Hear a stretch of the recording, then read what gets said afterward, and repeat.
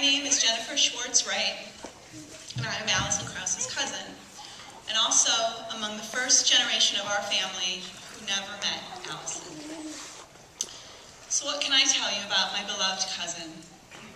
I was less than a year old when she was shot dead on May 4th, 1970. Had she not been killed, I would most certainly have known her. And I've spent my life trying to right that wrong in my own way.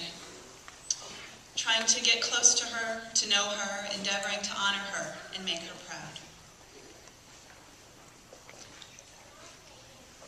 So I thank you for inviting me here today to tell you some of what I have learned about Allison from books and published articles, from her friends, from our family, and from my efforts at the Kent State Truth Tribunal.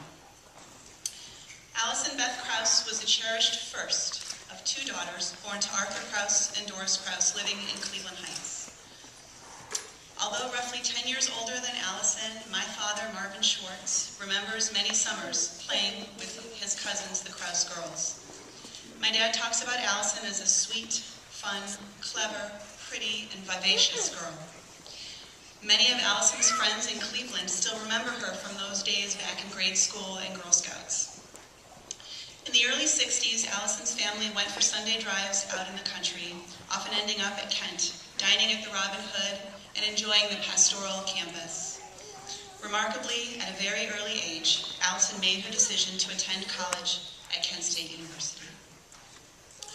Her father's job at Westinghouse moved the family to Pittsburgh in the mid-60s, and then on to Wheaton, Maryland, where Allison attended John F. Kennedy High School. Many of Allison's classmates were children of government workers, and with them, Allison developed an active awareness of global issues and a well-formed understanding of American history, politics, and civil rights. As she found her political voice in high school, Allison joined the young people of those times who were against the ever-expanding war in Vietnam and the draft lottery. She lent her voice to the calls for peace at demonstrations in Washington, D.C. Allison's own father, Arthur, was a veteran of World War II, and back in the late 60s, he was pro-Vietnam, like many of his generation. Allison's sister Laurel remembers many heated dinner table arguments where she and her big sister objected to the war and nuclear weapons.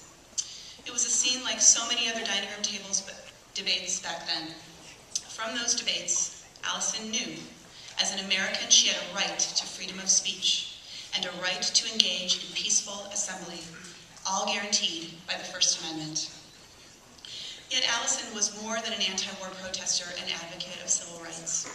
She was an active, caring person and was considering a career in a helping profession such as art therapy. My Aunt Doris Krause recounts a story of Allison's volunteer work at a hospital for the mentally disabled. She would go there at night and play basketball with them, and her biggest day that she had was when she came home and told us that one of the men had talked to her, and he hadn't talked to anybody in a long period of years. And she was so gratified by that. So she had potential. She was a smart girl and was just cut down. In the fall of 1969, Allison started college as a freshman here at Kent State. Her family had recently moved back to Pittsburgh, and so Allison was still close to home. Allison lived in Metcalf Hall and later Engelman. She did well academically as an honor student. She made friends quickly, and she met the love of her life, Barry Levine.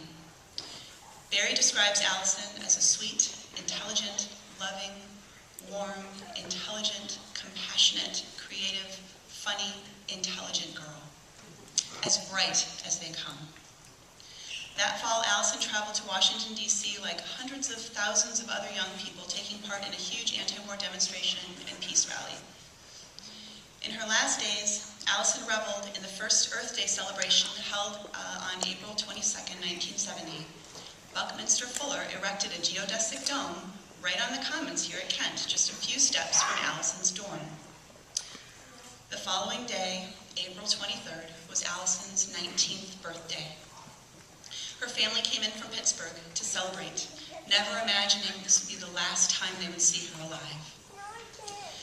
Allison assembled with the others on Friday, May 1st, as she vehemently disagreed with the U.S. government's decision to escalate the war and send more troops into Cambodia. She spent the first weekend of May with friends, doing schoolwork, enjoying the first breath of spring, but at night, running from the military and helicopters on campus, now occupied by the National Guard and Highway Patrol and campus and town police. On Sunday afternoon, May 3rd, Allison spent time outside socializing with friends and started talking with some guardsmen among the blooming lilacs. I've heard different accounts of this story. Some say Allison placed a flower in the barrel of one of the guardsmen's guns. Others say the flower was already there. What is certain is that those moments have been preserved in several photographs. And that guardsman's smiling face is absolutely beaming in the pictures, there with Allison, the flower, his rifle, and the irony and release of tension they all felt in that moment, as human beings who were on opposite sides of a conflict. And when Allison witnessed that guardsman's superior come along and reprimand him there for having a silly flower in his gun barrel, Allison responded, "What's the matter with peace? Flowers are better than bullets." The next day, Allison attended the peace rally at the Victory Bell at noon with her boyfriend, Barry. She was unarmed. She was vocal. I do not believe that Allison thought her life might be in danger on her own college campus, not in America. Surely there weren't real bullets in those guns. But there were bullets, and there was intention to kill the protesting students. My cousin Allison Krause was shot dead in the Prentice Hall parking lot, roughly a football field away from the shooting guardsman. A steel-jacketed, armor-piercing bullet fragmented on impact in her left chest, according to the autopsy. She died on the way to the hospital in Barry's arms. Who was my cousin? I wish I could tell you, but as I mentioned, I never met her. And still, I stand here to say we will never forget her. We honor her memory by emulating her actions. Personally, in my professional life as an art therapist, in my volunteer work as a community organizer, as a mother of a little girl named Allison, as a peacemaker, as an earth-conscious consumer, as a citizen and active participant in government, in all of these actions, every day of my life, I honor Allison and all those murdered at Kent State on May 4th. This time last year, I memorialized the 40th anniversary in the way I think Allison would have appreciated. With Laurel Krause, Emily Kunstler, and the Kent State Truth Tribunal crew, we recorded and preserved the personal narratives of original participants and witnesses of the Kent State shootings.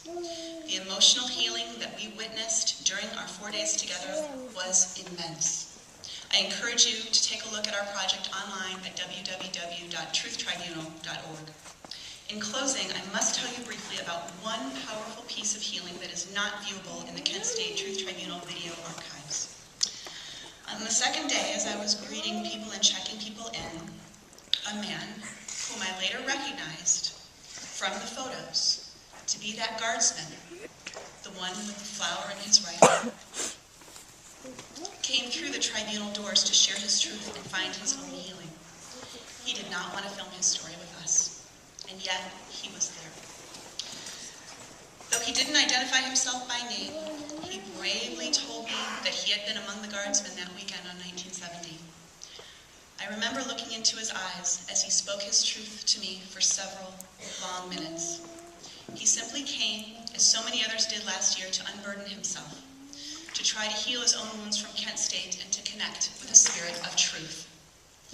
Since last May at Kent State Truth Tribunal, New York City, I greeted and checked in the forensic scientist Stuart Allen, who is keynote here today. Before our cameras, he examined the Kent State tape. He verified an order to shoot and exposed suspicious additional gunshots. Listening to that recording, cleaned up by Mr. Allen's state-of-the-art technology, was gut-wrenching. The Krause family asks the federal government to open up an investigation into this new evidence, the Kent State tape, because we understand that there can never be true healing without truth and justice. We further encourage our government to issue a formal acknowledgement of the wrongs of Kent State on May 4th, 1970. 41 years later, it is time. Finally, what I know in my soul is this, that none of the accounts I have presented to you today can truly do Allison justice until justice is done. Allison believed in a just world. She put her life on the line for it. Let us never give up in our pursuit of justice and healing.